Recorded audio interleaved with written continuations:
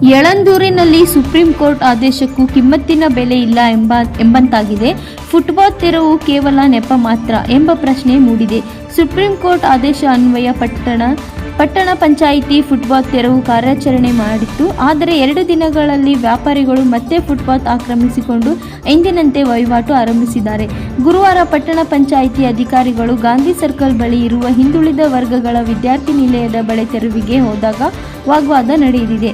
ಹಬ್ಬದ ಹೆಸರಲ್ಲಿ ವ್ಯಾಪಾರ ಮಾಡುತ್ತಿದ್ದೇವೆ ಎಂದು ವ್ಯಾಪಾರಿಗಳು ವಾದಿಸುತ್ತಿದ್ದು, ಪ್ರಭಾವ ಮುಖ್ಯಾಧಿಕಾರಿ ಮಹದೇವ ನಾಯಕ್ ಸಿಬ್ಬಂದಿಯೊಂದಿಗೆ ವಾಪಸ್ ಆದ ಘಟನೆ ನಡೆದಿದೆ.